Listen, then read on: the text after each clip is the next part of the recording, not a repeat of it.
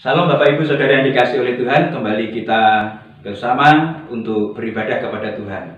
Oleh sebab itu saat ini saya mengajak kita sekalian untuk masuk dalam doa untuk kita beribadah kepadanya saat ini.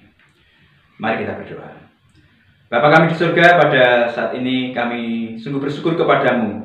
Engkau memberikan kesempatan dan waktu untuk kami boleh menyatakan rasa bakti kami kepadamu. Engkau memimpin ibadah ini dari awal, pertengahan, hingga akhirnya. Kami mau pasrahkan hanya ke dalam tangan pengasihan. Baik kami yang ada di tempat ini dan juga rekan-rekan kami yang menyaksikan siaran online. Kiranya Engkau memberkati dengan berkah yang sama ya Tuhan. Sehingga kami boleh menjadi umat-umat tebusan-Mu yang melakukan apa yang Engkau titah kehendaki supaya kami lawan kerjakan. Terpujilah nama-Mu. Kami sambut ibadah pada saat ini di dalam nama Tuhan Yesus Kristus. Haleluya. Amin. Berbahagia sekali Bapak Ibu Saudara yang dikasih oleh Tuhan, pada saat ini kita boleh beribadah kepada Tuhan. Yakin dan percayalah kesehatan kekuatan yang Tuhan berikan kepada kita sekalian, mari kita isi dengan pengabdian, keberpasrahan kita hanya kepadanya. Saat ini kita akan naikkan satu pujian. Sungguh besar setiamu yang Kau nyatakan dalam hidupku. Dengan sikap berdoa kita naikkan pujian ini.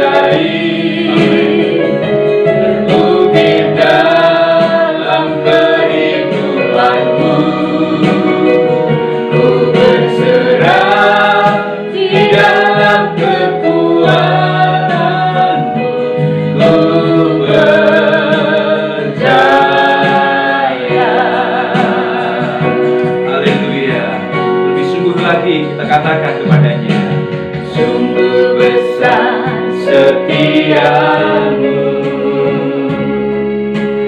Kau nyatakan bagiku. Kau Bapa yang selalu mengerti isi hatiku. Kemuliaan-Mu Kau janjikan.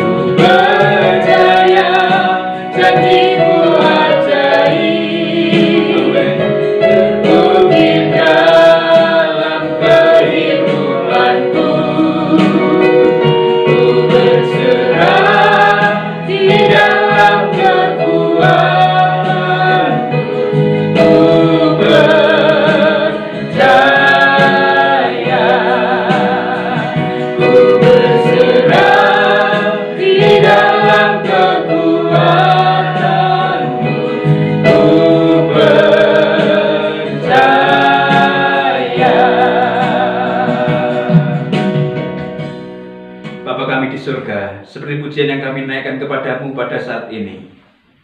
Sungguh besar setiamu bagi kami. Oleh sebab itu, kami mempercayakan hidup kami kepadamu. Berbicaralah kepada setiap kami. Sampaikanlah apa yang menjadi isi hatimu, supaya kami lakukan dan kerjakan hari demi hari, waktu demi waktu, sehingga kami boleh menjadi pengikut-pengikutmu yang setia dan taat. Terpujilah namamu, di dalam nama Tuhan Yesus Kristus kami sambut firman-Mu pada saat ini. Haleluya. Amin. Bapak, Ibu, Saudara yang dikasihi oleh Tuhan Yesus Kristus, benarkah sungguh besar kasih setia Tuhan? Kita rasakan dari hari ke hari, dari waktu ke waktu, itu kita sadari bahwasanya Tuhan yang besar, Tuhan yang setia, Tuhan yang ajaib itu kita rasakan. Sadar enggak? Kita menghitungnya dari hari ke hari, dari waktu ke waktu. Sadar atau tidak? Oleh sebab itu, jangan hanya pujian, tinggal pujian saja. Karena orang yang mengaku percaya tidak bisa merasakannya. Oleh sebab itu, saat ini saya ingin mengajak kita sekalian bahwasanya kehidupan kepercayaan kita, kebergantungan kita harus terasah, harus teruji dari waktu ke waktu. Karena apa? Kehidupan kekristenan adalah kehidupan yang diwajibkan untuk masuk di dalam perlombaan demi perlombaan. Oleh sebab itu, saudara yang dikasihi oleh Tuhan, kehidupan anak-anak Tuhan adalah kehidupan yang diwarnai dengan berlomba untuk menyatakan iman kita bergantung kepada Tuhan. Mari kita akan mencoba melihat Alkitab kita dari surat Ibrani pasal yang ke-12, ayat yang pertama sampai dengan ayat yang ketiga. Kita nikmati kebenaran firman Tuhan ini bersama-sama, baik yang ada di tempat ini ataupun yang mengikuti siaran ini. Kita akan baca nats ini. Ibrani pasal yang ke-12 ayat yang pertama sampai dengan yang ketiga. 1, 3. Nasihat supaya bertekun dalam iman. Karena kita mempunyai banyak saksi, bagaikan awan yang mengelilingi kita. Marilah kita menanggalkan semua beban dan dosa yang begitu merintangi kita, dan berlomba dengan tekun dengan perlombaan yang diwajibkan bagi kita. Marilah kita melakukannya dengan mata yang tertuju kepada Yesus, yang memimpin kita dalam iman, dan yang membawa iman kita itu kepada kesempurnaan, yang dengan mengabaikan kehinaan tekun memikul salib ganti sukacita yang disediakan bagi Dia yang sekarang duduk di sebelah kanan tahta Allah. Ingatlah selalu akan Dia yang tekun menanggung kebenaran yang hebat itu terhadap dirinya dari pihak orang-orang berdosa, supaya jangan kamu menjadi lemah dan putus asa. Amin. Bapak, Ibu, Saudara yang dikasihi oleh Tuhan, kebanyakan orang atau pada umumnya orang mengerti kalau seseorang mengikuti perlombaan adalah orang-orang yang telah dikhususkan, orang-orang yang telah disendirikan, orang-orang yang telah lolos lewat seleksi. Misalnya saja, perlombaan yang diadakan di tingkat SD untuk lingkup kabupaten. Apa yang terjadi? Siswa-siswa SD akan diseleksi, misalnya lomba lari. Maka apa yang terjadi? Dari mungkin anak kelas yang kelas 4 sampai dengan yang kelas 6 karena postur tubuhnya sudah tinggi, kemudian tenaganya sudah ada, maka akan diseleksi di antara mereka siapa yang bisa menunjukkan satu prestasi lari tercepat di tingkat SD. Itu diseleksi. Nah, apa yang terjadi setelah diseleksi? Didapati hanya satu orang untuk mewakili sekolahannya. Kemudian setelah itu akan diseleksi lagi di tingkat sekolahan-sekolahan di kecamatan tertentu.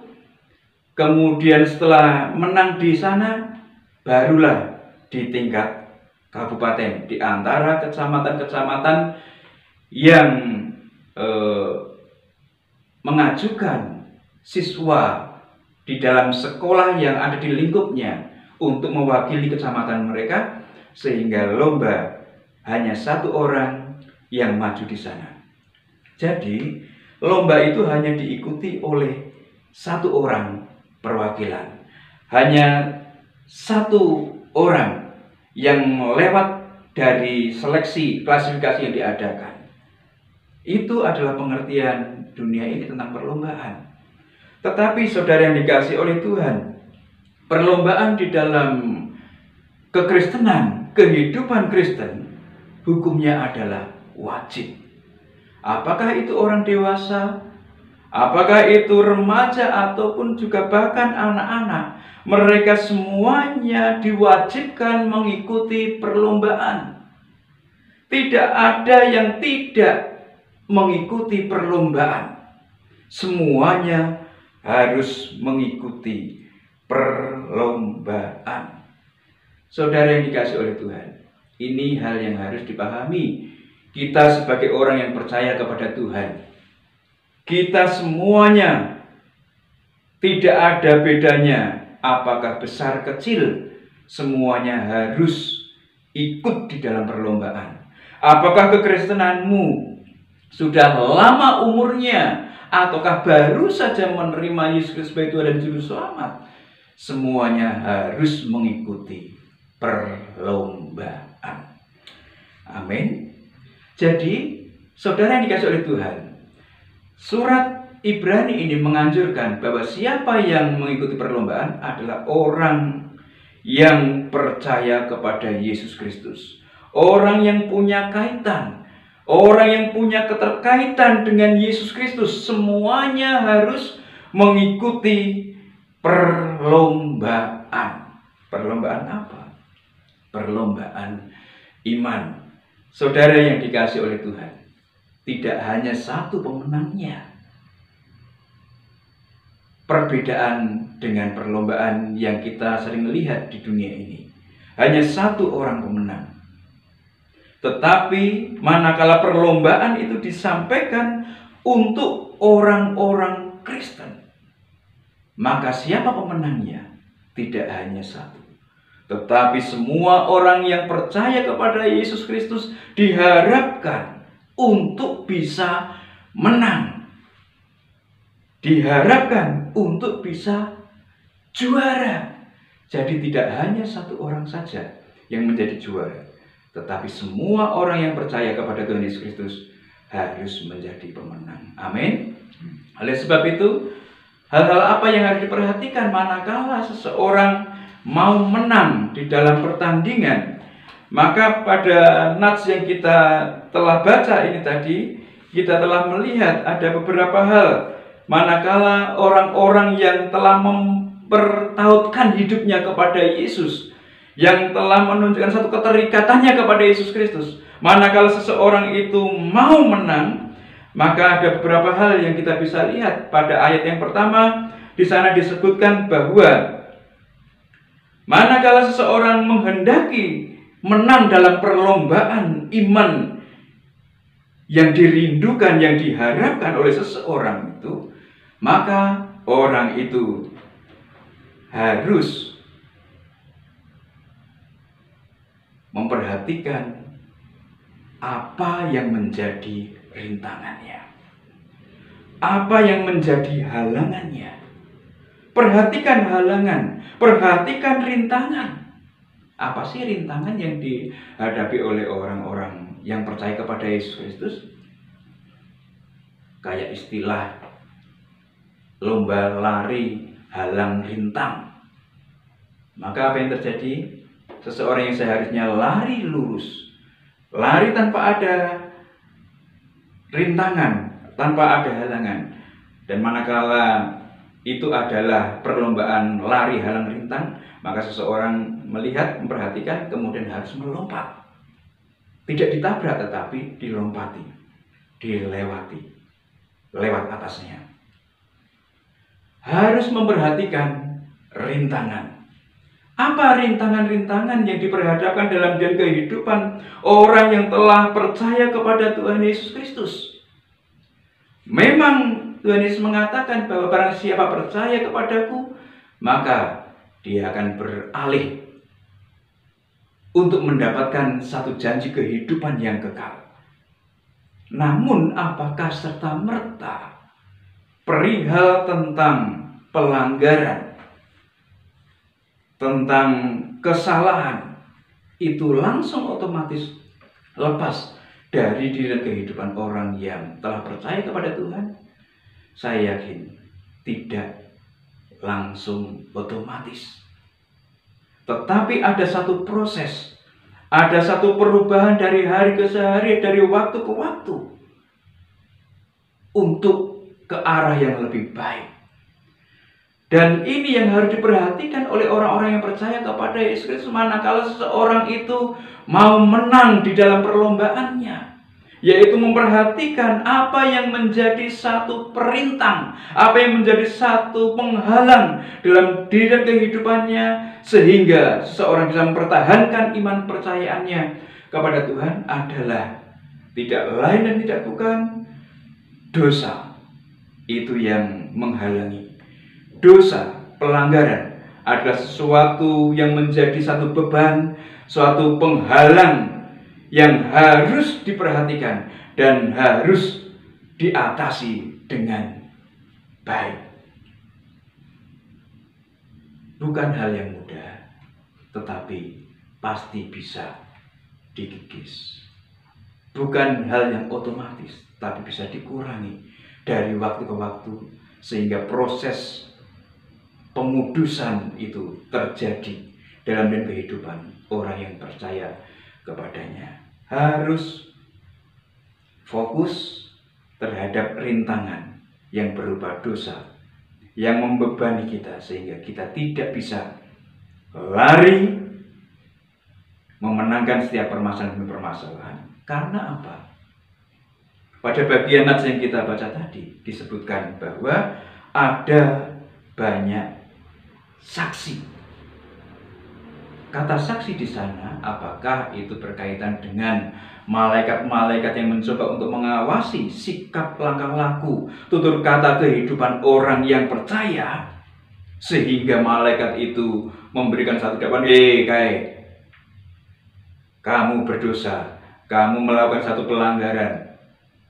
Apakah demikian? Ataukah saksi-saksi itu merupakan satu kesaksian kehidupan tokoh-tokoh iman yang telah dikisahkan dalam surat Yakobus pasal yang ke-11? Di sana disebutkan banyak sekali tokoh-tokoh iman di sana, dan mereka semuanya menang.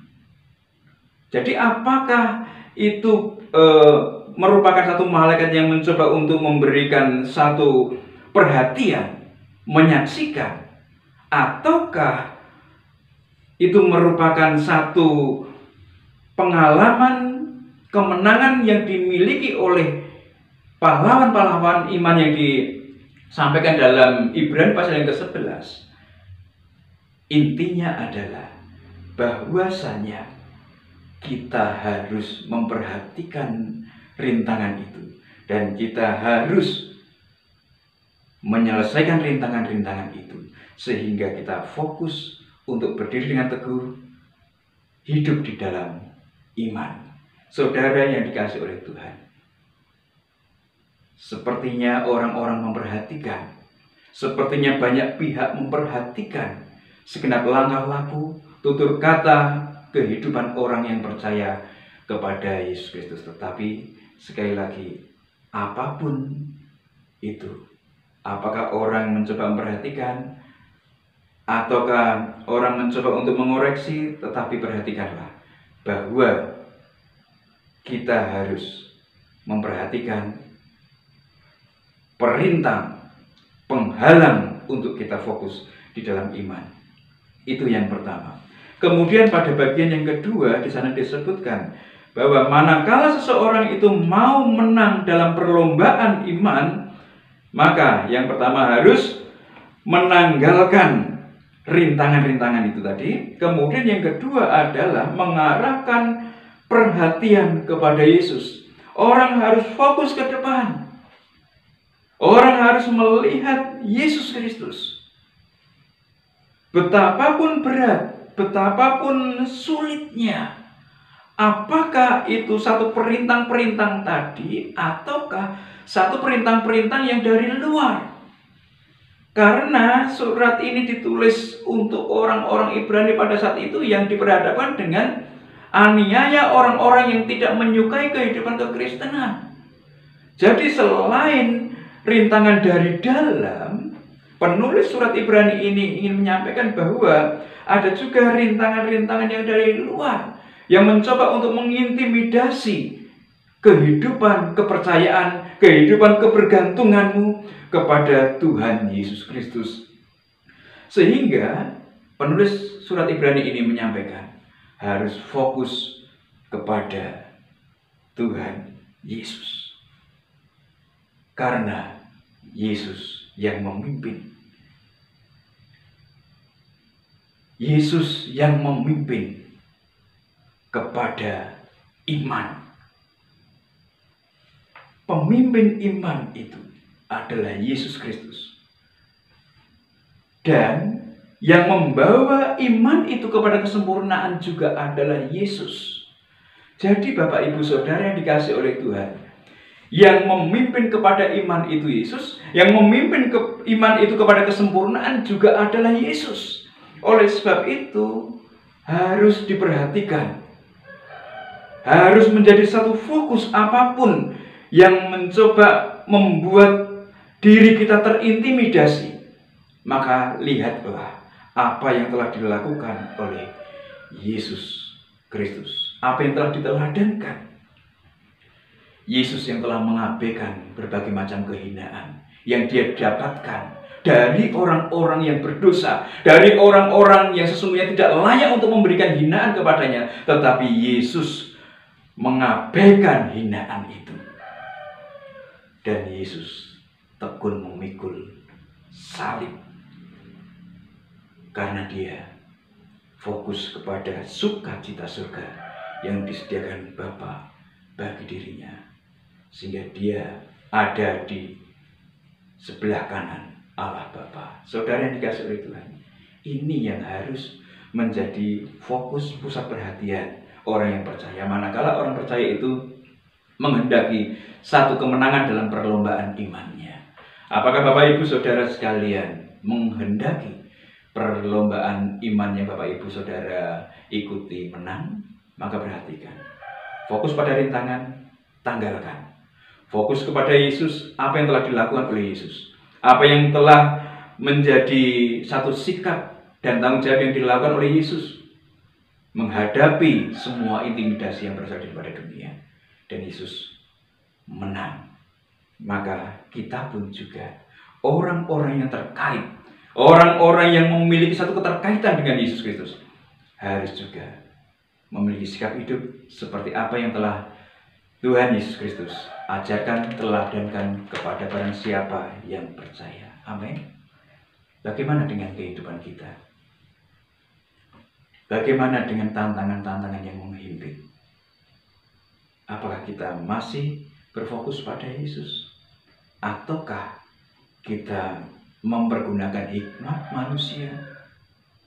Sehingga mungkin dengan hikmat manusia, hikmat dunia, kita tidak merasa terlalu terintimidasi. Sekali lagi perhatikanlah, teladan Yesus Kristus manakala menghadapi berbagai macam intimidasi dunia yang menyakitkannya, yang mempressing jiwanya pula. Dan Yesus lolos. Dialah yang membawa iman kita kepada kesempurnaan. Perhatikan baik-baik. Kemudian pada bagian yang terakhir disebutkan, maukah kita menang dalam perlombaan? Maka bagian yang ketiga adalah ingat selalu. Ingat selalu. Ingat selalu. Munculkan ingat-ingatan kita. Mungkin kita sudah fokus kepada Yesus. Mungkin. Tetapi mungkin juga kesepanengan, ya, kepenatan untuk selalu fokus dialami oleh seseorang. Tetapi perhatikanlah, apapun yang Bapak Ibu Saudara dan saya rasakan, maka biarkanlah kita mau mengingat-ingat apa yang telah dilakukan oleh Yesus Kristus, apa yang telah diteladankan oleh Yesus Kristus, sehingga kita tidak mudah putus asa, kita tidak mudah dikecewakan, terkecewakan, karena kita ingat bagaimana Yesus dengan tekun menanggung, menghadapi, mengabaikan berbagai macam hinaan, cercaan dari orang yang sesungguhnya tidak layak untuk memberikan semuanya itu kepada Tuhan Yesus Kristus. Tetapi Tuhan Yesus sanggup menyelesaikannya. Ingatlah apa yang telah diteladankan oleh Yesus Kristus. Oleh sebab itu, Bapak Ibu Saudara yang dikasihi oleh Tuhan, melalui nats yang kita baca, perlombaan bukan diperuntukkan satu orang, bukan untuk satu kepala keluarga atau satu orang yang taat di dalam rumahnya, bukan ditanggungkan di sana, tetapi semua orang yang telah memiliki satu keterkaitan dengan Yesus. Karena seseorang itu percaya, maka seseorang itu wajib untuk masuk di dalam perlombaan iman. Manakala Bapak Ibu Saudara mau menang, maka perhatikanlah, tanggalkan rintangan, fokus kepada Tuhan, apa yang telah Dia lakukan dan kerjakan, dan Dia menang dengan tujuan akhir yang bahagia. Maka yang ketiga adalah ingat selalu. Ingat selalu. Karena manakala seseorang mengingat akan apa yang telah dilakukan, dikerjakan oleh Yesus Kristus menghadapi semuanya itu, maka seseorang akan kuat dan tidak putus asa. Inilah sesungguhnya yang harus diperhatikan dalam kehidupan orang yang percaya. Mengapa orang harus mengikut sertakan Tuhan? Mengapa seseorang manakala rencanakan berbagai macam hal, seseorang harus menyertakan Tuhan? Karena kehidupan kita adalah kehidupan di dalam perlombaan iman. Sertakan Tuhan senantiasa. Yakin dan percayalah, apa yang Tuhan janjikan, kita nikmati, kita rasakan, baik dalam kehidupan sekarang ataupun kehidupan yang akan datang. Tuhan Yesus memberkati. Kita tunduk kepala dan berdoa. Bapa kami di surga, pada saat ini sungguh bersyukur kepadamu. Biarkanlah setiamu, biarkanlah perhatianmu kami rasakan dari hari ke hari, dari waktu ke waktu, sehingga kami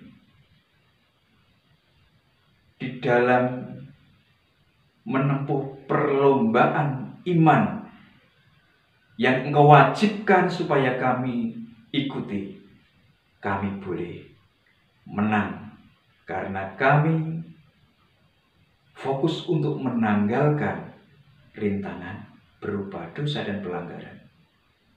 Kami fokus kepada teladan Yesus Kristus. Kami mengingat terus akan apa yang Tuhan teladankan.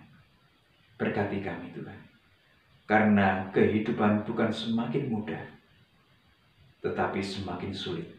Namun kami yakin dan percaya, kemenangan ada pada tangan setiap umat tebusan, orang yang mempercayakan hidupnya kepadamu. Terpujilah nama-Mu. Teringat untuk negeri kami tercinta Indonesia. Tuhan, Engkau menolong Presiden, Wakil Presiden, Menteri Kabinet, anggota Dewan, Majelis Permusyawaratan Rakyat, Gubernur, Bupati, Camat, Lurah, Kepala Desa, RW dan RT, aparat penegak hukum, TNI, Polri, jajaran kejaksaan dan kehakiman. Tuhan, Engkau memberkati mereka, sehingga semuanya ini boleh memiliki satu fokus yang utama, tujuan untuk kesejahteraan masyarakat Indonesia pada umumnya. Terpujilah nama-Mu Tuhan. Engkau memberkati juga Tuhan kalau kami mendengar ada pesawat Sriwijaya Air yang mengalami satu kecelakaan. Tuhan, Engkau menolong, memberi penghiburan kepada setiap orang yang kehilangan anggota keluarganya. Kami turut berduka atas musibah itu, dan biarkanlah penghiburan yang daripada-Mu nyata atas mereka semuanya. Terima kasih Tuhan, terima kasih. Terus kami berdoa kepada-Mu untuk tiap jemaat Tuhan dimanapun berada, baik yang ada di tempat ini ataupun di tempat-tempat lain yang mengikuti siaran ini. Tuhan, Engkau menolong apapun yang menjadi permasalahan, persoalan, apapun ya Tuhan yang menjadi satu kendala-kendala mereka di dalam hidup mempertahankan imannya. Tuhan, kami pasrahkan ke dalam tangan pengasihan. Engkau yang menolong mereka, Engkau yang memeluk dengan erat mereka sekalian, sehingga kekuatan boleh Tuhan nyatakan untuk mereka boleh bangkit menyatakan iman, bangkit menunjukkan satu kemenangan demi kemenangan karena Engkau. Terpujilah nama-Mu. Engkau memberkati kesehatan, Engkau memberkati keharmonisan, Engkau memberkati satu perekonomian yang mereka upayakan. Pernaungan kasih-Mu nyata atas kami sekalian, umat yang berharap kepada-Mu. Tuhan Yesus Kristus, kami sungguh menyerahkan ke dalam tangan pengasihan-Mu untuk pergumulan kami ini. Kami yakin dan percaya Tuhan bersedia menjawab. Tuhan bersedia mengalokasikan apa yang menjadi satu kebutuhan setiap anak-Mu. Oleh sebab itu, kami minta semuanya itu melalui doa yang Tuhan ajarkan kepada para murid-Mu yang demikian bunyinya. Bapa kami ada di surga, dikuduskanlah nama-Mu. Datanglah kerajaan-Mu, jadilah kehendak-Mu di bumi seperti di surga. Berikanlah kami pada hari ini makanan kami secukupnya, dan ampunilah kami akan kesalahan kami seperti kami mengampuni orang yang bersalah pada kami. Dan janganlah membawa kami ke dalam pencobaan, tapi lepaskanlah kami daripada yang jahat. Karena Engkau-lah yang mempunyai kerajaan dan kuasa dan kemuliaan sampai selama-lamanya. Saudara yang dikasihi oleh Tuhan, biarkanlah kita boleh membawa segala berkat, anugerah damai sejahtera yang dari Allah Bapa di surga, cinta kasih daripada Tuhan Yesus Kristus, serta persekutuan dengan Roh-Nya yang kudus, nyata memimpin menaungi segenap kehidupan kita dari saat ini hingga Maranatha. Tuhan Yesus datang menjemput kita sekalian sebagai salah-salahnya, bertemu di awan-awan. Terimalah berkatnya bersama-sama di dalam nama Tuhan Yesus Kristus. Haleluya. Amin. Selamat berhari Minggu. Tuhan Yesus memberkati. Nikmati kemenangan dari apa yang kita pergumulkan dalam perlombaan iman kita. Haleluya.